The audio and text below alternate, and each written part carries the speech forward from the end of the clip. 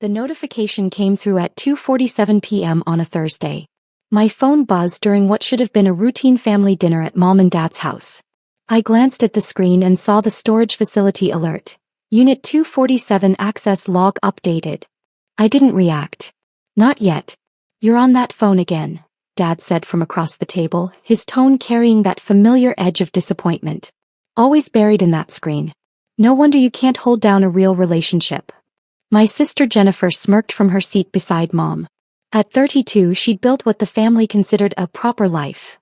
Married to a corporate lawyer, 2 kids in private school, a house in the suburbs that Mom loved to brag about at church. She worked part-time as a real estate agent, mostly showing houses to her country club friends. I was 29, single, living in what they called that sad little apartment downtown. Working what they assumed was some boring government desk job that I never talked about. Sorry, I said quietly, setting my phone face down on the table. Work notification. Work, Jennifer repeated with a laugh. Your mysterious government paperwork job. Are you finally going to tell us what you actually do all day? Or is filing boring reports classified information now? The table erupted in laughter. Even Mom, who usually tried to be supportive in her own way, smiled into her wine glass. Jennifer's just concerned, Mom said, reaching over to pat my hand. We all are, sweetie. You're almost 30. Still in that apartment. No prospects. We just want to see you settled like your sister. I'm fine, Mom. Fine, Dad scoffed. Fine is what people say when they're definitely not fine. Your sister closed 3 house sales this month. Her husband just made junior partner. Their youngest one that's spelling bee. What do you have to show for the last year? I could have told them. I could have explained that I spent the last year embedded with a task force investigating one of the largest domestic terrorism networks in the region. That the boring paperwork involved analyzing financial transactions, communication patterns, and supply chain logistics for weapons trafficking. That my sad little apartment was actually chosen for its proximity to the federal building and its secure parking garage. I could have mentioned that Unit 247 at the storage facility contained 3 years of physical evidence. Documents, hard drives, communication devices, financial records, all meticulously cataloged and secured as part of an ongoing federal investigation. Evidence that would be presented in court in exactly 47 days. But I didn't. I never did. I'm doing okay, I said instead. Just taking things one day at a time. Jennifer rolled her eyes. That's exactly the problem. You have no ambition. No drive. You just coast through life in your little bubble, pretending you're somehow above it all. I'm not pretending anything. You're wasting your life, Dad added, cutting into his steak with more force than necessary. At your age, I had a career. A family. A house. You have a studio apartment and a job you won't even talk about because you're probably embarrassed by how mundane it is. My phone buzzed again. Another notification. I didn't look at it. Actually, Mom said, her voice taking on that particular tone that meant she'd been planning this conversation. Your father and I have been talking. We're worried about you financially. I'm financially stable, Mom. Are you? She exchanged a look with Dad. Because we've been thinking about that storage unit you're paying for. Unit 247. The one you've had for 3 years now. My stomach tightened, but my face remained neutral. What about it? We checked, Jennifer chimed in, looking pleased with herself. You're paying $270 a month for that unit. That's over $3,000 a year. For what? Boxes of junk you never look at. It's not junk. Then what is it? Dad demanded. Because you've never once mentioned needing anything from that unit. You've never gone back for anything. It's just money down the drain month after month for God knows what kind of worthless clutter you're hoarding. It's not worthless. And it's not clutter. So what is it? Mom pressed. We're your family. We deserve to know what you're wasting money on. I took a slow breath. It's work-related storage. I need it for my job. Your job, Jennifer laughed. Your mysterious paperwork job needs a storage unit full of junk? That makes 0 sense. I can't really discuss the details. Can't or won't. Dad's face was reddening now, the way it always did when he thought I was being difficult. Because from where I'm sitting, you're just making excuses for poor financial decisions. You're hemorrhaging money on useless storage while barely scraping by in that apartment. I'm not barely scraping by. Then prove it, Jennifer challenged. Show us your bank statements. Show us what you actually make at this job. Show us why paying $3,000 a year for storage makes any kind of financial sense. I don't need to prove anything to you. See? Mom said sadly. This is what we mean. You're so defensive. So secretive. We're trying to help you and you just push us away. I appreciate the concern, but I'm handling my finances. Well, we've decided to help you whether you appreciate it or not, Dad announced. He pulled out his phone and scrolled through something. Your mother went to that storage facility this morning. She has your emergency contact information on file from when you first rented the unit, remember? Since you listed us as family contacts. The tightening in my stomach intensified. What did you do? We cleaned it out, Mom said brightly.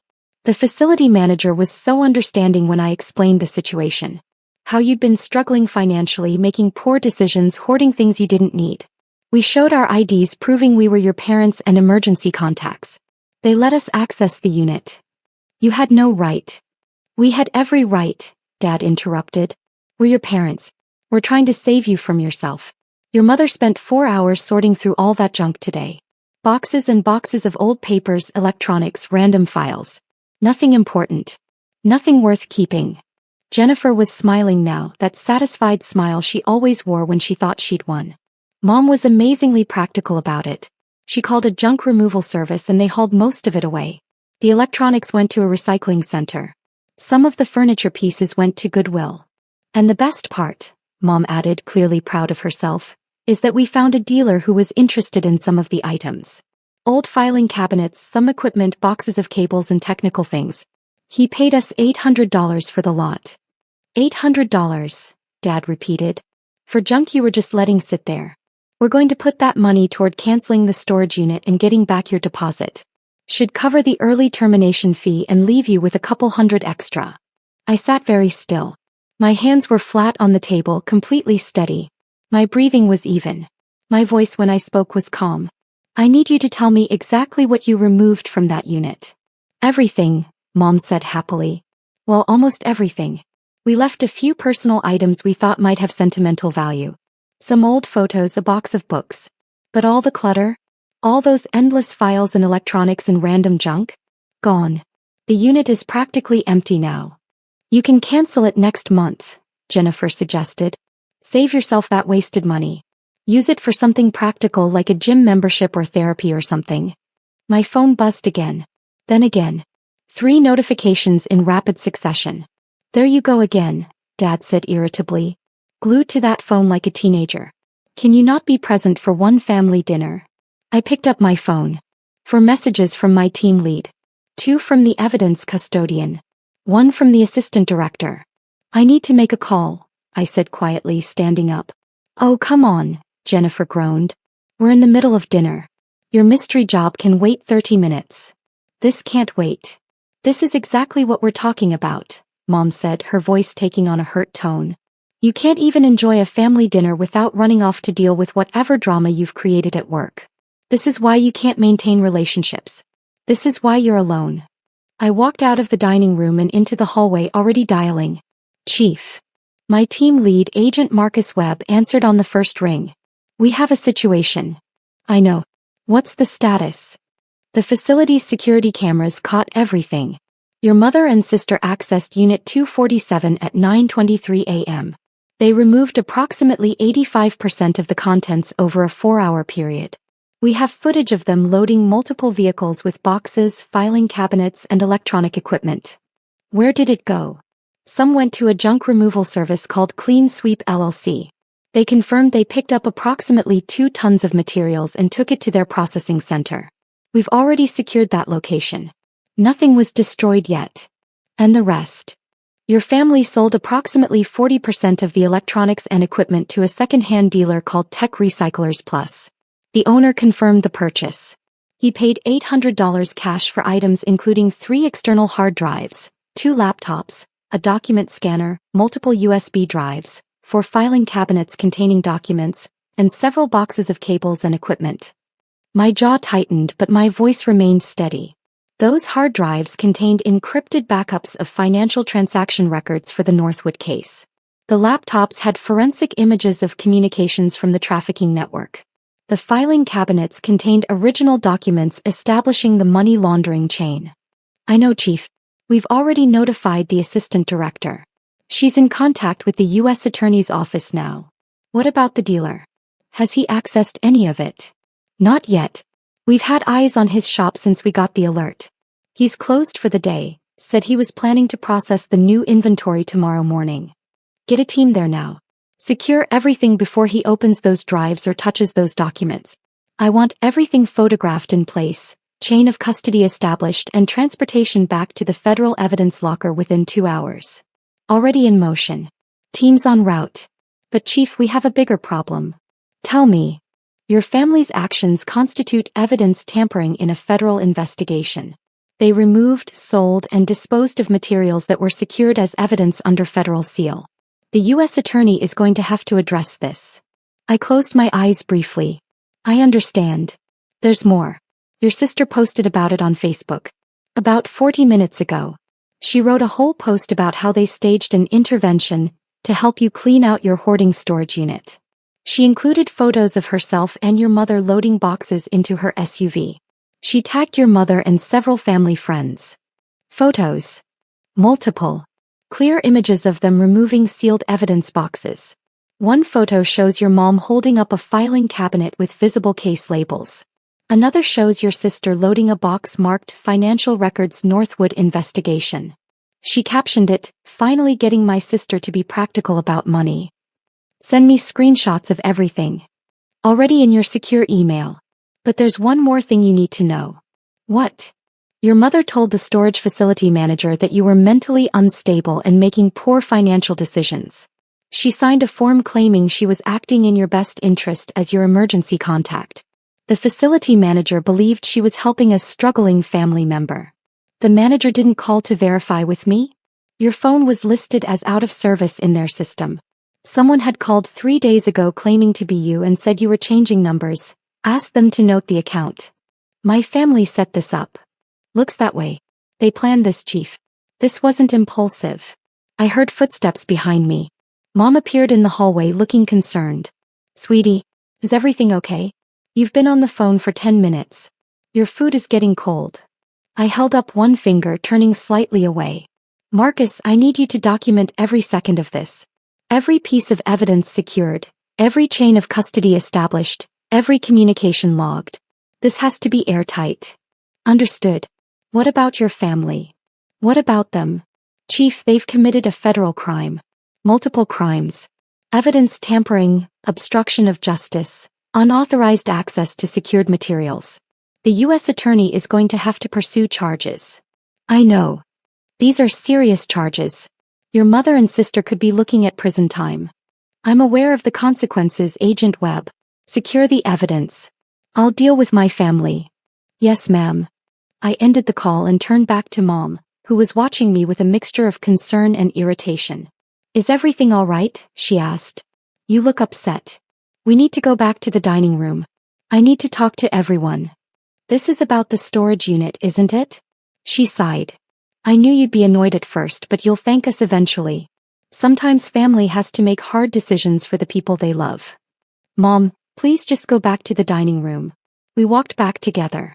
Dad and Jennifer were laughing about something, wine glasses refilled. They looked up when we entered. Everything sorted with your very important phone call? Jennifer asked sarcastically. Not yet, I said, sitting back down. But we need to talk about the storage unit. There's nothing to talk about, Dad said firmly.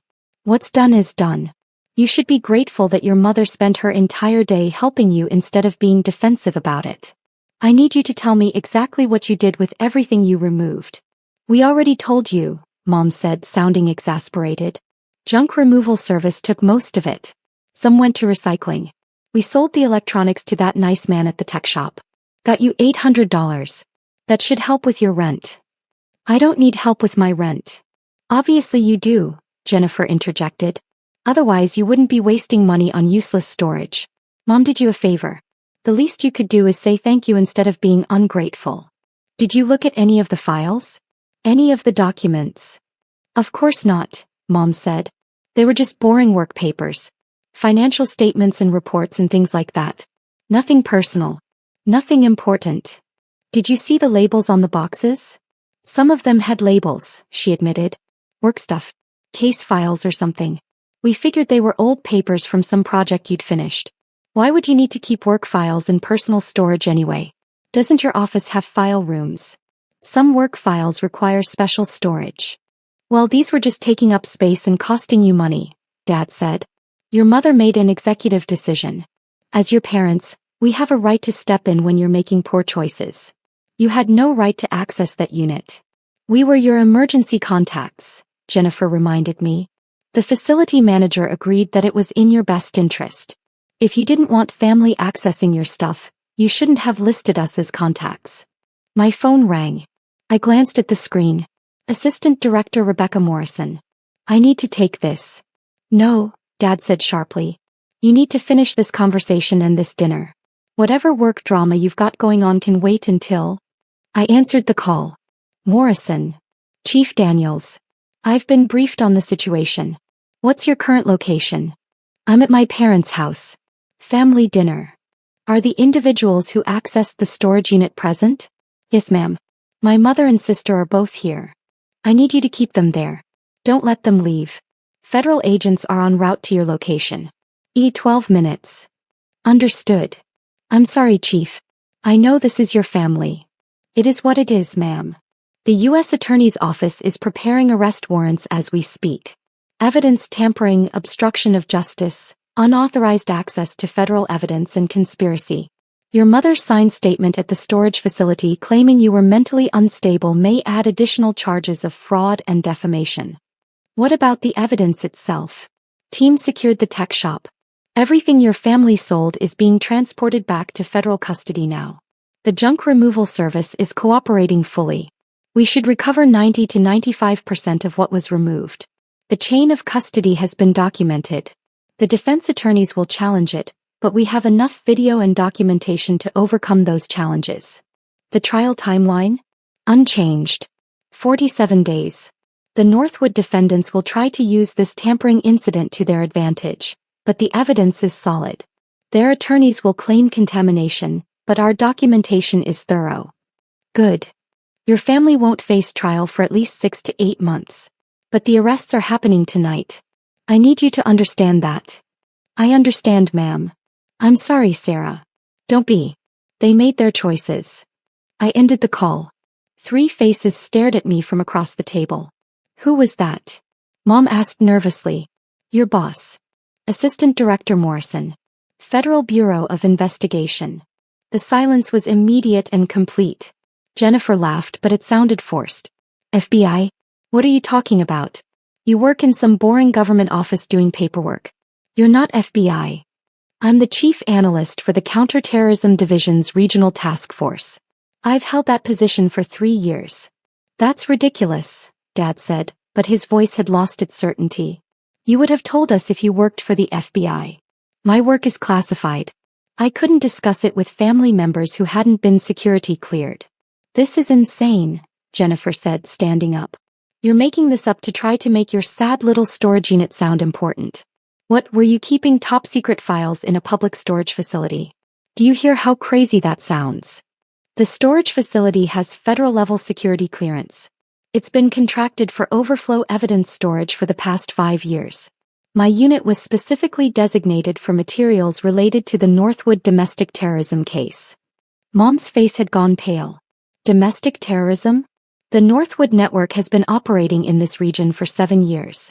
Weapons trafficking, explosives distribution, money laundering, and planning domestic attacks. We've been building the case for 3 years. Trial starts in 47 days. Everything in that storage unit was evidence for that trial. You're lying, Jennifer whispered.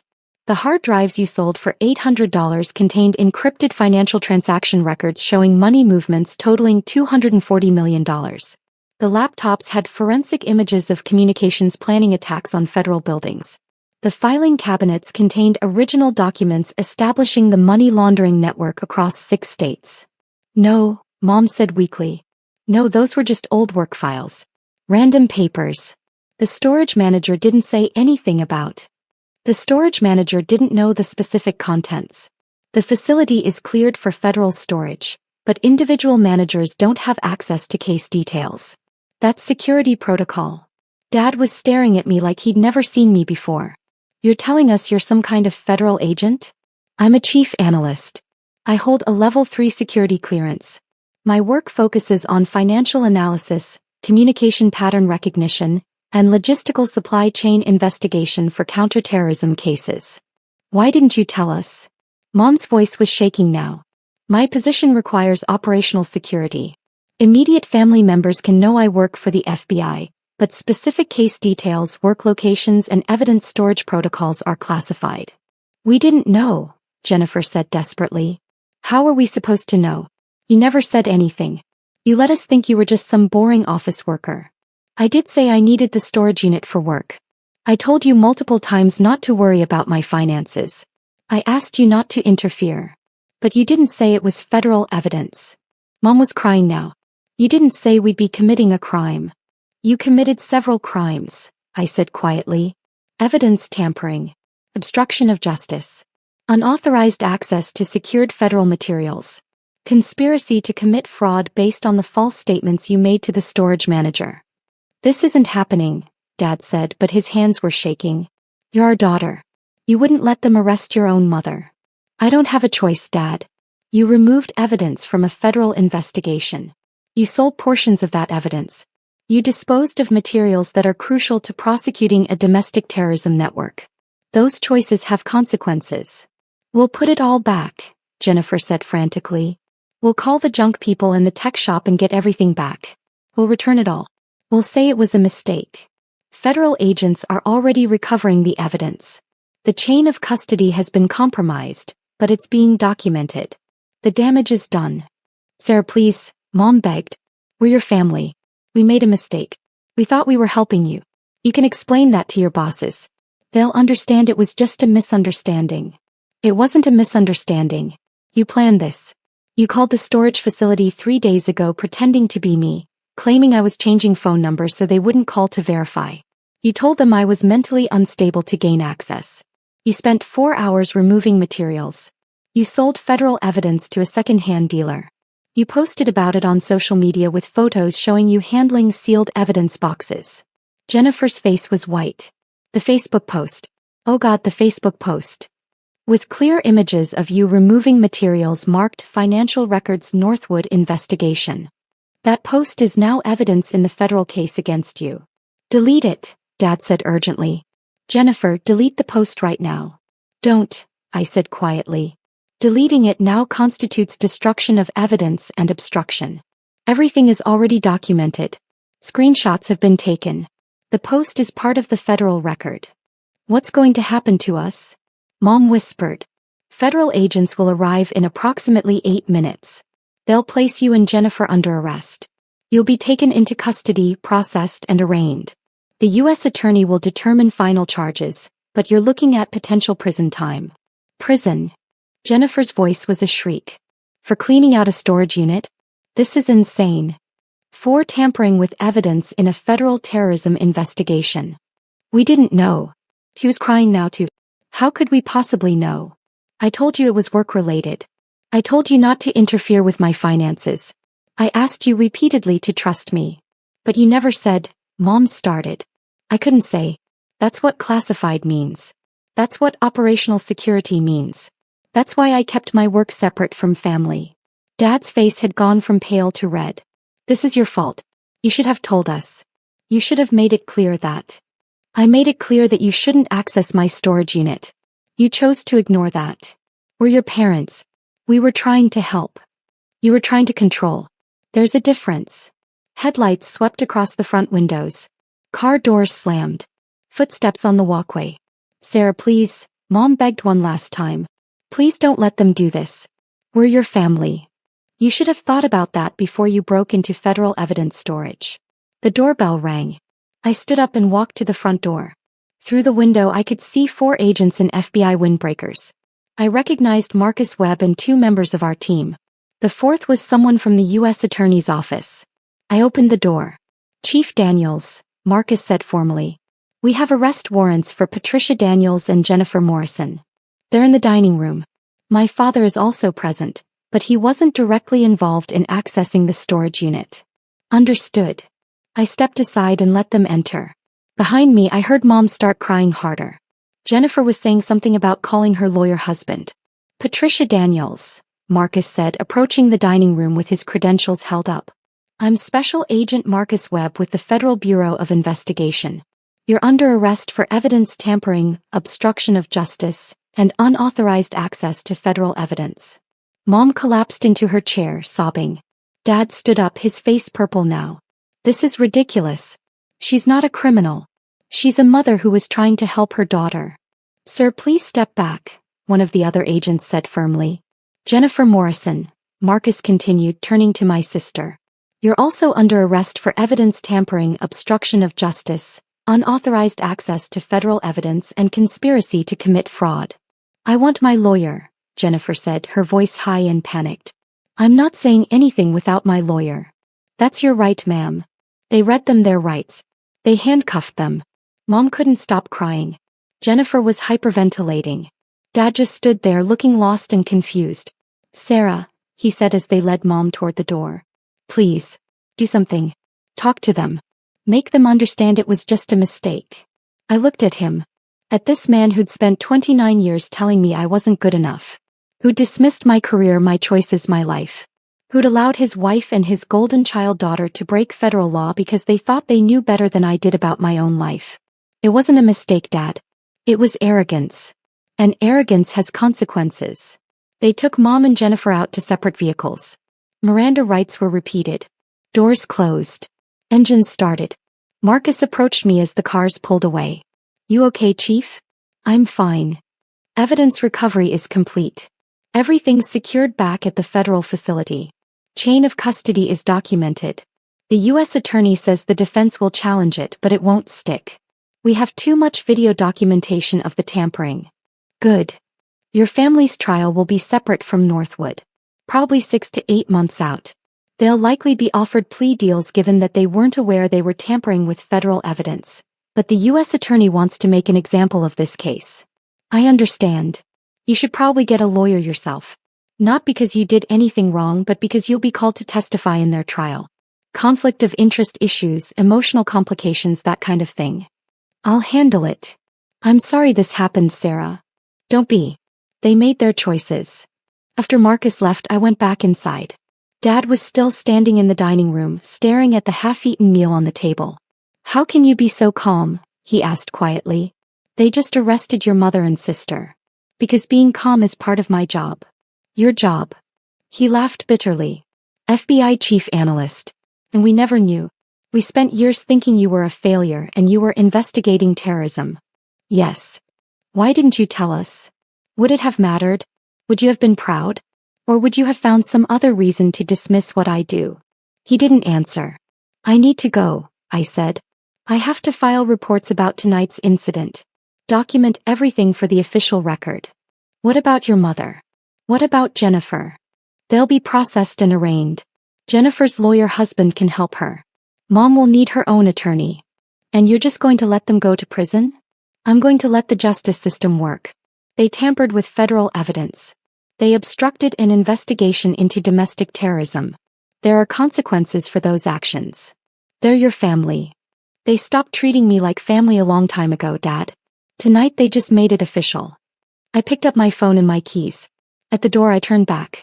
For what it's worth, that storage unit cost $270 a month because it was a federally secured facility with biometric access, 24/7 surveillance, climate control, and electromagnetic shielding for sensitive electronics. I wasn't wasting money. I was protecting evidence that will put domestic terrorists in prison for the rest of their lives. Sarah. The trial starts in 47 days. Thanks to Mom and Jennifer, the defense will try to claim evidence contamination. But we documented everything. We recovered everything. And we have your wife and daughter on video and social media admitting to exactly what they did. You're really going to let them testify against themselves? I don't have to let them do anything. They already did it. Jennifer's Facebook post has 63 likes and 14 comments. All of it evidence. All of it documented. I walked out to my car. My phone was already ringing again. Assistant Director Morrison probably checking on me. I answered as I got behind the wheel. I'm fine, ma'am. The evidence is secured. Your family is in custody. The U.S. attorney wants to meet with you tomorrow morning to go over the timeline. I'll be there. Sarah, take tomorrow off. You don't have to. With respect, ma'am, I have work to do. The Northwood trial is in 47 days. My family's poor decisions don't change that timeline. Understood. But the door is open if you need support resources. Thank you, ma'am. I drove back to my sad little apartment downtown. The one they'd mocked. The one that was actually chosen for its secure parking garage and proximity to the federal building where I spent 60 hours a week analyzing financial transactions and communication patterns that saved lives. Inside, I made coffee and opened my laptop. I had reports to file. Evidence documentation to review. Trial preparation to continue. My phone buzzed with a text from a number I didn't recognize. I opened it. This is Jennifer's husband, Mark. What the hell is wrong with you? How can you let them arrest your own family? Call me immediately. I deleted it and blocked the number. Another text came through. Dad, this time. Your mother is devastated. Jennifer is hysterical. You need to fix this. Tell them it was a misunderstanding. I blocked that number too. The truth was simple. I'd spent 3 years building a case against a domestic terrorism network that planned to bomb federal buildings, assassinate public officials, and destabilize regional infrastructure. I'd traced financial transactions across 6 states and 14 countries. I'd analyzed communication patterns involving 217 individuals. I'd built evidence chains that connected weapons suppliers, money launderers, and operational planners. And my family had walked into a federally secured storage facility and tried to sell that evidence for $800 because they thought they knew better than I did about my own life. They wanted me to fix it? To make it go away? I opened my laptop and started typing my incident report. There was nothing to fix. Justice doesn't need fixing. It just needs to run its course. Epilogue. The Northwood trial proceeded as scheduled 47 days later. The defense attorneys tried to challenge the evidence chain of custody based on my family's tampering, but the documentation was thorough. Video surveillance showed exactly what was removed, when, and by whom. Recovery logs showed every piece of evidence accounted for and resecured. The judge denied the challenge. 17 defendants were convicted on federal terrorism charges. Sentences ranged from 35 years to life imprisonment. My mother and sister accepted plea deals 6 months later. Mom received 3 years probation and a $50,000 fine. Jennifer received 2 years in federal prison, 3 years probation, and an $80,000 fine. Her lawyer husband divorced her before sentencing. Dad never spoke to me again. I was promoted to assistant director of the counterterrorism division 8 months after the Northwood convictions. My sad little apartment now has federal security protocols installed. And I found a new storage facility for sensitive materials. One that doesn't accept emergency contacts.